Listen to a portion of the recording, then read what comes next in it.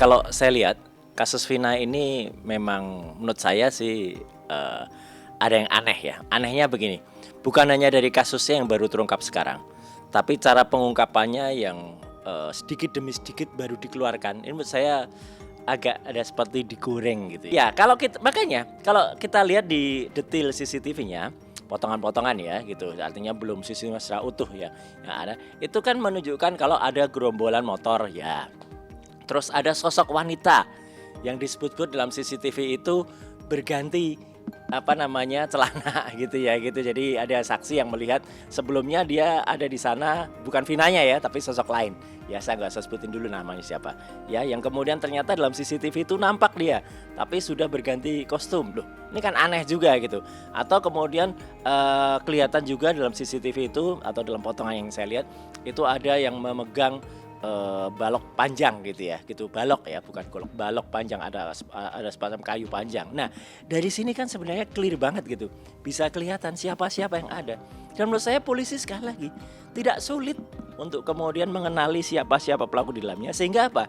Tidak seperti sekarang polisi disudutkan dengan misalnya tadinya ada 3 DPO, kok tahu-tahu sekarang hanya tinggal 1 kemudian yang menjadi tersangka yang baru gitu. Kenapa tidak 3? Nah, dari sini bisa menjawab. Jadi menurut saya menghimbau dengan sangat ya agar kasus ini segera dibuka.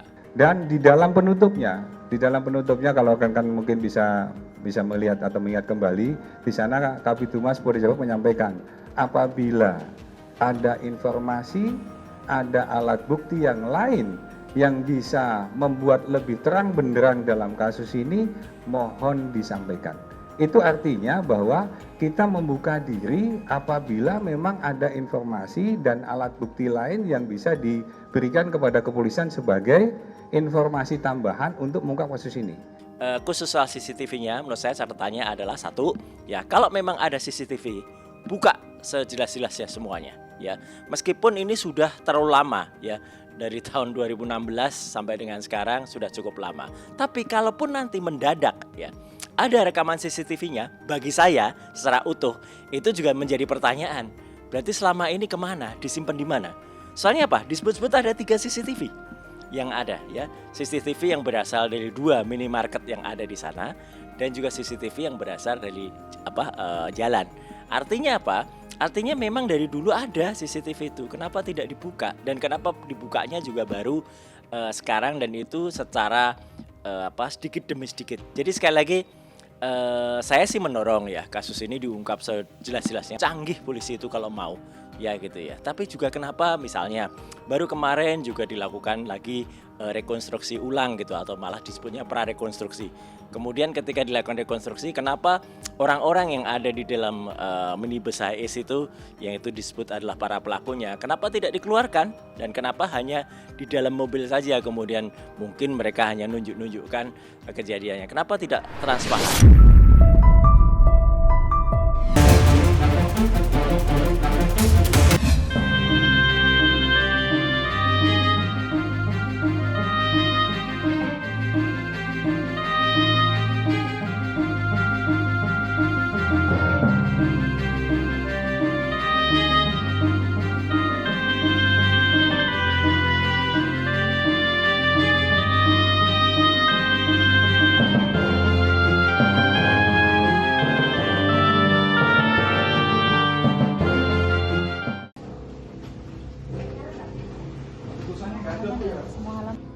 Penandatanganan pengajuan PK Saka Tatal.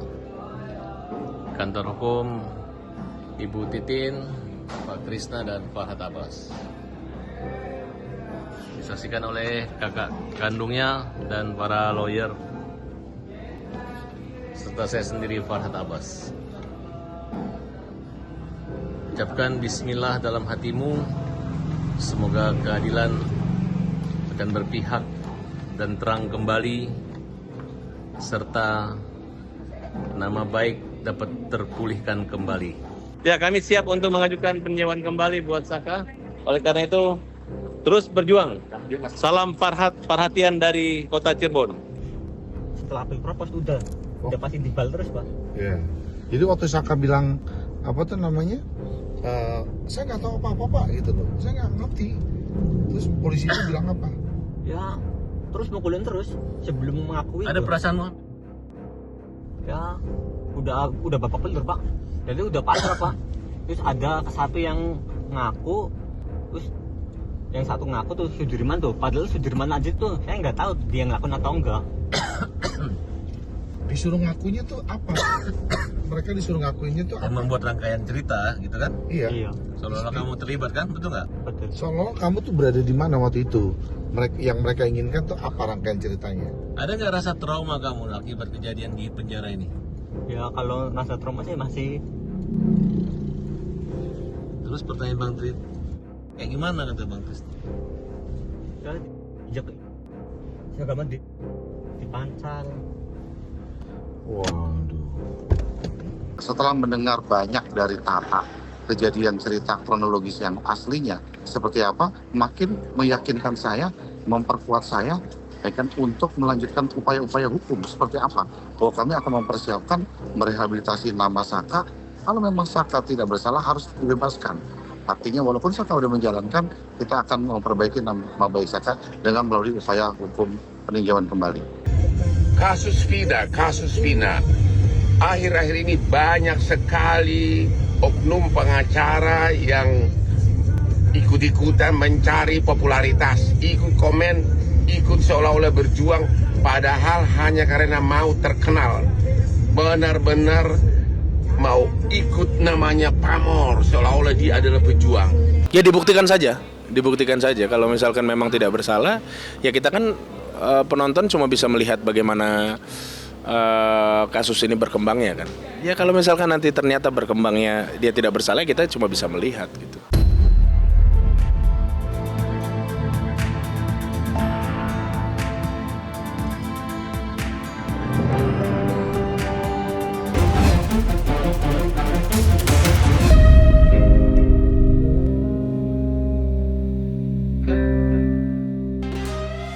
Ya kalau saya lihat upaya-upaya yang dilakukan oleh advokat atau para pengacaranya tersangka Peggy Setiawan ini ya sudah sesuai prosedur. Dia meminta penangguhan penahanan itu memang kan hak dari orang yang diduga pelaku atau tersangka ini. Tapi jika memang nanti tidak dikabulkan sama polisi kan, ya memang itu hak kepolisian kan. Tapi terkait 67 ini tidak mungkin dia membela itu tiba-tiba aja. Mungkin hati nurani bergerak, mungkin ada yang saya bilang tadi kecurigaan. Menimbulkan kecurigaan sehingga 67 orang tadi bergerak. Kalau memang hati nurani tidak berkata, ini orang kayaknya ini orang memang bersalah, tidak mungkin dia mau rame-rame membela. Berarti memang ada di dalam hatinya bisikan ini Peggy ini sepertinya korban salah tangkap kan. Yang saya lihat itu kenapa bisa 67 menangani. Nggak mungkin loh orang mau nangani kasus pembunuhan begitu saja kan gitu. Apa ini pembunuhan yang memang sangat jahat ya prosesnya ya, memang sangat kejam kan. Ya orang digeret, dipukulin ke aspal, dilindas sama motor ya. Ya yang mirip-mirip di film itulah. 65 ya total pengacara semua ya, kami ya itu tergerak karena melihat penetapan tersangka ya, baik penangkapan sampai penetapan tersangka terhadap Peggy Setiawan ini ya. Ini kan jelas-jelas beda dari DPO. Kalau di DPO kan jelas ya, ciri-ciri rambut keriting kan, kemudian tinggalnya di Banjarwangunan kan, kemudian umurnya kalau 2024 itu 30. Nah, ini yang ditangkap ini kan Peggy Setiawan ini kan rambutnya tidak keriting, tinggalnya tidak di Banjarwangunan kan, di Kepongpongan. Umurnya bukan 30, 27 tahun.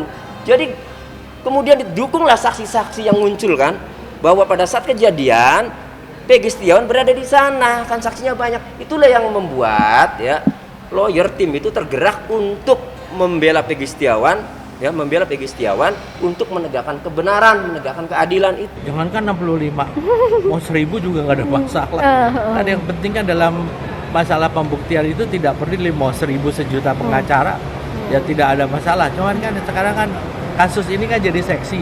Betul. Kalau saya menjadi pengacara kan ya judul aja lah. Saya kan advokat juga. Betul. Saya kan anggota Peradin. Okay. Kalau kita mau populer bisa aja kita bikin seperti ikut dengan kasus-kasus yang sebetulnya siapa sih Peggy?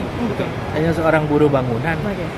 yang pasti dia nggak mampu membayar sekian ratus pengacara kan.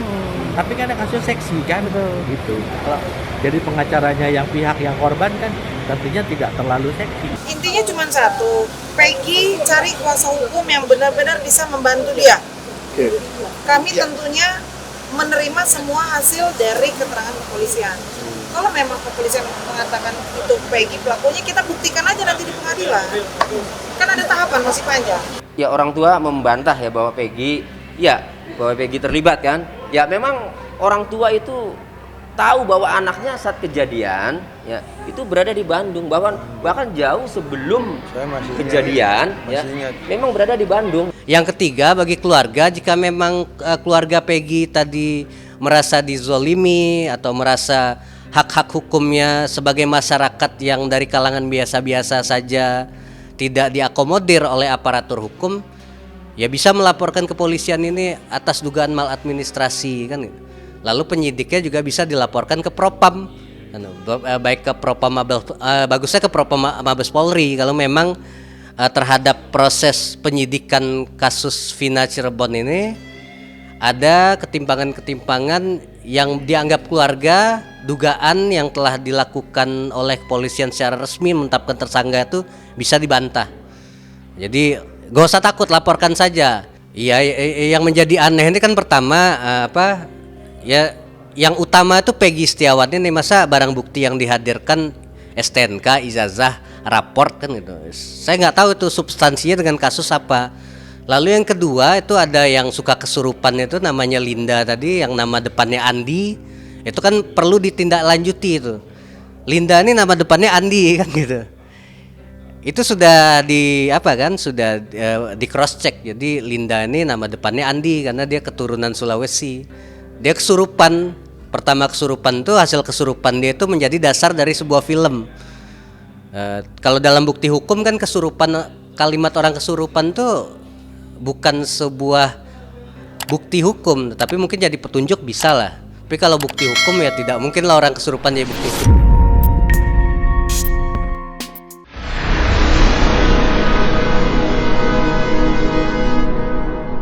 Jadi jangan lupa untuk subscribe Cumi Cumi. Ditekan ya tombol lonceng merahnya.